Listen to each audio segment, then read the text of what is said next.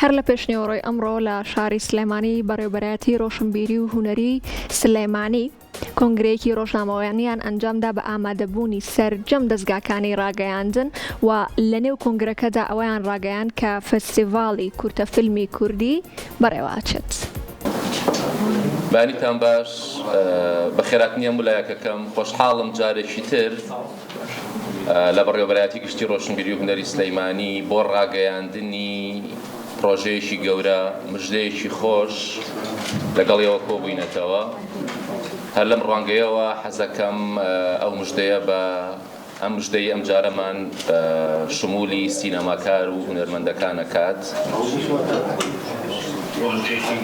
و هەوڵەیەین کە لە سەرەتای ساڵی ئایندە بە تایبەتی لە مانگی چوارە فستیڤاڵی کورتەفیلمی سلەیمانی ئەنجام بدەین. بێگومان فستیڤاڵەکە لە ژێر دروشمی بەباڵیۆزکردنی فیلمدایە.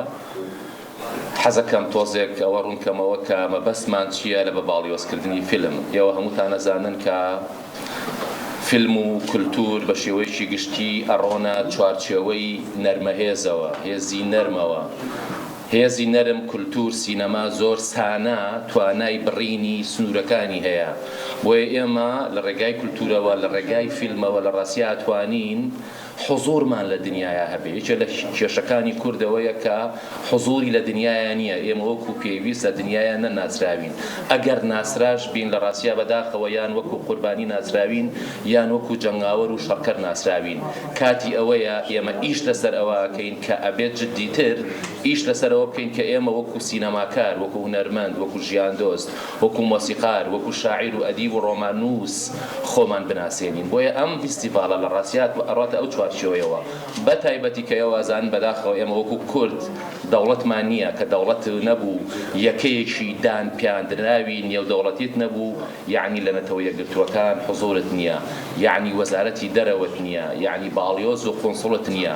ئەو بۆشایەی بێدەوڵەتی بۆ ئێمەی دروست کردووە شێت ئەتوانین لە ڕێگای کولتورەوە بە تایبەتی لە ڕێگای فیلمەوە ئەو بۆشایە پڕکەینەوە.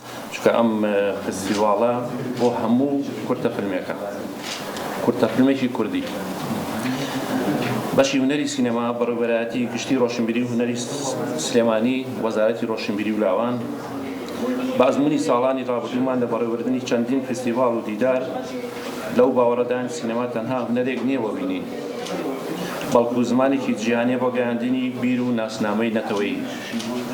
ئەنجامدانی فستیڤاڵی فیلم لەژێر هەر ناونیشانێکدا بەردەوامیدانە بە پەیوەند دیدارکردن و تۆکمەیی لە نێوان فیلمسازانی کورد بەگشتی. سلێمانی یەکێک بووە لە ناوەندە گرنگەکان بۆ گەشەی هونەری سینەما لە کوردستان. ئەم جارەش بە پشتیوانی و هاوڕایی بەڕێز دکتۆر مەحسین ئەدیب بەڕێوەبەری گشتی ڕۆشنبیری و هونەری سلێمانی فستیڤاڵێک بە شێوەی فەرمی و بە نیشانی پێشکەوتن و هەوڵی نەتەوەی ڕادەگەین بە ناونیشانی فستیڤاڵی کورتەفیلمی کوردی. فستیڤاڵێک کە مەبەستە سەرەکیەکەی پەخشکردنی دەنگ و ڕەنگی فیلمی کوردیە بە زمانێکی گشتی کە پێی دەوترێت سینەما. لە سێ خاڵە ئەتوانم وردەکاری فستیڤاڵەکەتان پێ بڵێم.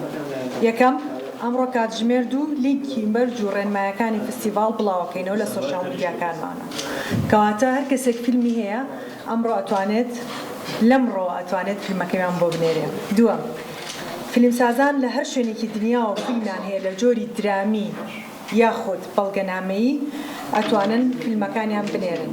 تەنها مەرجی فستیڤاڵ ئەوەیە کە ناوڕۆک و چیرۆکەکەی کوردی بێت و لە هەر چوار پارچەی کوردستانەوە ئەتوانن فیلمەکانتان بنێرن و دواتر لیژنەی تایبەتی سلێکشنی فیلمەکان جیا ئەکاتەوە و فۆرمی زانیاری و ڕێنمایەکانیش بە هەردوو ساراوەی سۆرانی و کرمانجی بڵاو ئەکرێتەوە.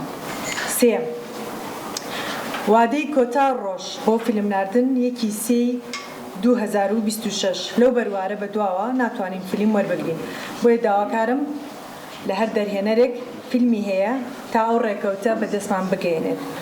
بۆیە وژک و ڕاگەیاندەکان زۆر سوپاسان دەکەین ئەگەر هاوکار بن بۆ بڵاوکردنەوەی ئەو شتانی پێشتر کە باسمان کرد. کۆتا قسەمان کۆکراوەی هەموو قسەکان ئەوەیە لە ئێستاوە ئەتوانن کورتەفیلمەکانتان بنێرن بۆ فستیڤاڵی کورتەفیلمی کوردی بۆ ئومێدەی زۆرترین بەرهەمتان لەم فستیڤاڵەدا ببینی.